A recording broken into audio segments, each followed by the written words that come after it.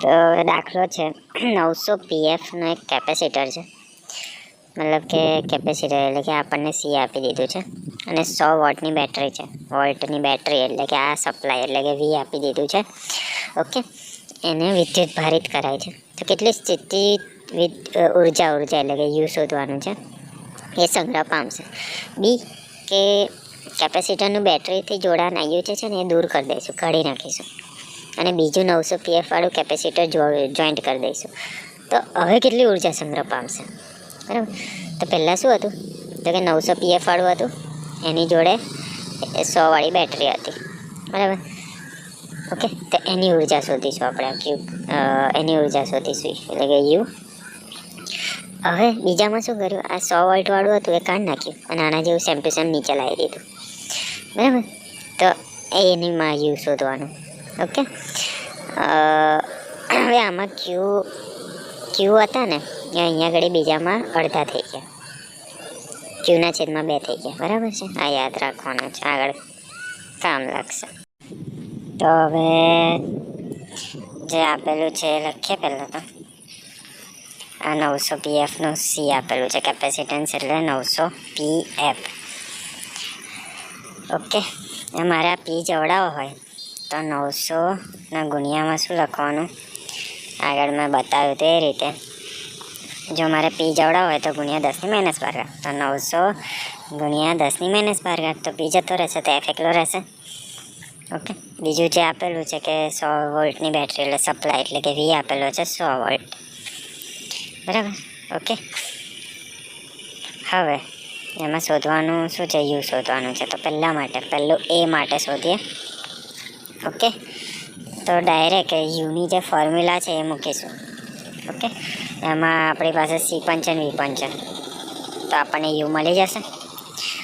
તો અહીંયા ફોર્મ્યુલા મૂકીએ. અહીંયા આગળ યુ બરાબર 1/2 એટલે કે હાફ સીવી સ્ક્વેર, બરાબર? 1/2 એવું ને એવું ગુણ્યા સીની જગ્યા આ નવો એફ વાળો 900 ગુણ્યા 10⁻12 ગુણ્યા વીનો વર્ગ છે એટલે 2 વાર હશે, તો 100 છે એનો વર્ગ એટલે 100 ગુણ્યા 100 થશે, વર્ગ છે એટલે 100 ગુણ્યા 100. ઓકે, બરાબર.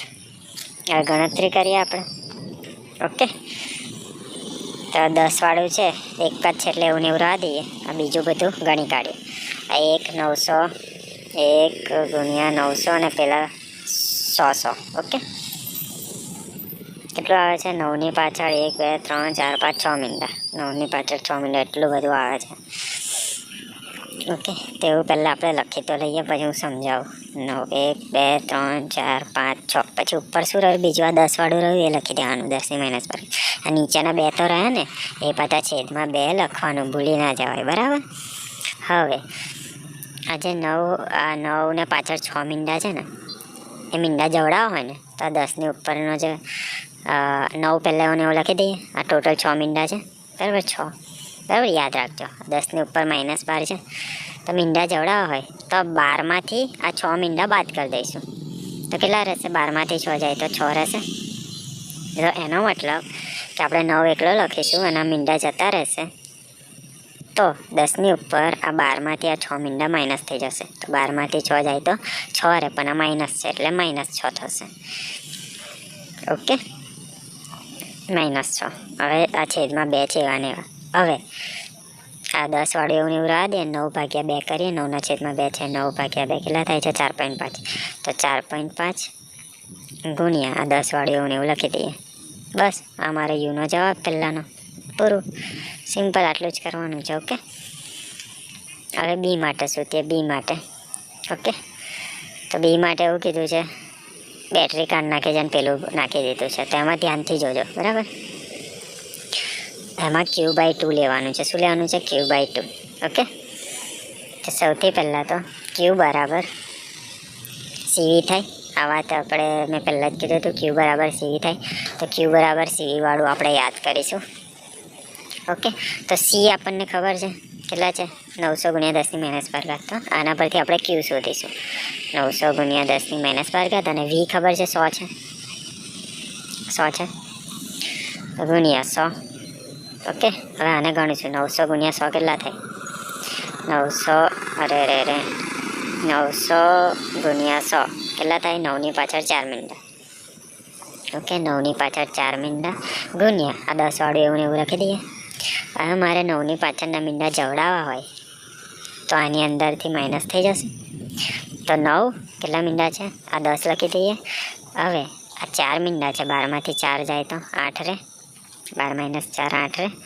ઓકે, તો -8 રહેશે અહીંયા આગળ. બરાબર, આ મને મળ્યો ક્યુ. ઓકે, હવે આની પરથી મેં સ્થિતિ ઉર્જાનું બીજું સૂત્ર લખાયું હતું, યાદ હોય તો.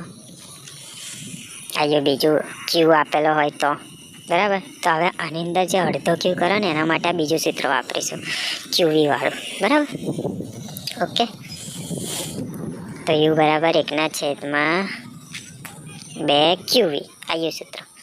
હવે અહીંયા આગળ અડધો કર્યો છે ને, Q/2 કર્યું છે ને, એટલે અહીંયા આગળ ક્યુના છેદમાં પણ વી એડ કરી દેવાનું. બરાબર, ઓકે.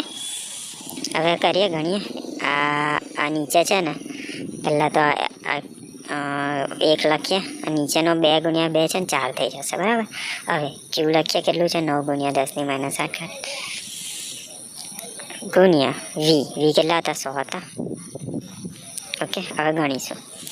આ 10 વાળું તો એક જ છે. બરાબર, આમાં હા એક જ છે. તો 9, 1 અને 100નો ગુણાકાર કરીશું પહેલાં. 9 ગુણ્યા 1 ગુણ્યા 100 કેટલા આવે છે? 900. 900 આવે છે.